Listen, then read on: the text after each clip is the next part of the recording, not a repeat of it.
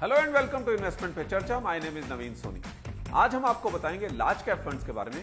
क्या होते हैं लार्ज कैप फंड्स, क्यों होने चाहिए आपके पोर्टफोलियो में, क्या है इनके मेन फीचर्स और कितना लगता है इन पर होने वाले प्रॉफिट पर टैक्स।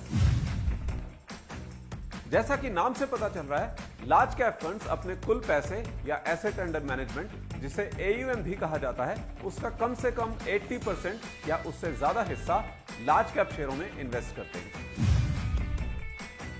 अब आपको लार्ज कैप शेयरों की डेफिनेशन भी बता दें ताकि आपको ये पूरी तरह समझ आ जाए कि इन फंड्स की इन्वेस्टमेंट कैसे शेयर्स में होती है।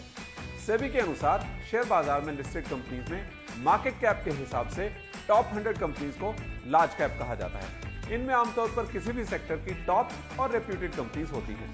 इनकी बिजनेस परफॉर्मेंस स्टेडी होती है और ट्रैक रिकॉर्ड भी अच्छा माना जाता है। मिड कैप और स्मॉल कैप के मुकाबले इनमें रिस्क थोड़ा कम माना जाता है और इसलिए जो निवेशक अधिक रिस्क नहीं लेना चाहते उनके लिए ये ज्यादा सूटेबल माने जाते हैं।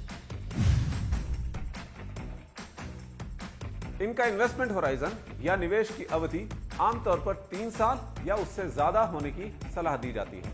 आइए अब जानते हैं कि लार्ज कैप फंड्स के मेन फीचर्स क्या क्या हैं। पहला, लार्ज कैप कंपनीज फाइनेंशियली मजबूत होती हैं। इनके बिजनेस प्लान सॉलिड होने के कारण इनके रेवेन्यू और प्रॉफिटेबिलिटी दोनों ही स्टेडी तरीके से ग्रो करते हैं। इससे इनके शेयरों को अच्छी वैल्यूएशंस मिलती हैं, जिसका फंड्स के पोर्टफोलियो पर पॉजिटिव इंपैक्ट आता है। लार्ज कैप कंपनीज अपने निवेशकों को समय समय पर अच्छा डिविडेंड भी देती हैं, जिससे इन फंड्स के रिटर्न और अधिक इंप्रूव होते हैं। दूसरा, लार्ज कैप शेयर्स में लिक्विडिटी या शेयरों का कारोबार ज्यादा होता है। इससे पोर्टफोलियो में टर्निंग कुछ आसान हो जाती है। ऐसा इसलिए क्योंकि बाजार में शेयरों की खरीद बिक्री के टाइम अगर वॉल्यूम कम हो तो शेयरों के रेट में ज्यादा उतार चढ़ाव हो सकता है, जिससे फंड के पोर्टफोलियो पर भी नेगेटिव इंपैक्ट आ सकता है। लार्ज कैप शेयर्स में वॉल्यूम आमतौर पर ज्यादा होती है तो प्राइस वॉलेटिलिटी का रिस्क भी कम हो जाता है। तीसरा, क्योंकि लार्ज कैप कंपनीज कई साल से बिजनेस में होती हैं तो उनके ऑपरेशंस और फाइनेंशियल स्टेटमेंट्स के बारे में जानकारी और रिसर्च आसानी से मिलते हैं, जिससे इनमें निवेश करने या नहीं करने का फैसला आसानी से लिया जा सकता है। चौथा, अर्थव्यवस्था में अगर डाउनटर्न आए तो बड़ी कंपनीज का बिजनेस उसे झेलने की बेहतर स्थिति में हो सकता है। यानी कंपनीज से जहां बुलिश मार्केट में अच्छे प्रदर्शन की एक्सपेक्टेशन होती है, वहीं बेरिश मार्केट में इनमें गिरावट की संभावना मिड कैप और स्मॉल कैप की तुलना में कम हो सकती है। और अब बात इन पर लगने वाले टैक्स की। क्योंकि इनका बड़ा हिस्सा इक्विटी या शेयर बाजार में निवेश होता है तो इन पर लगने वाला टैक्स भी इक्विटी सेगमेंट वाला ही होता है।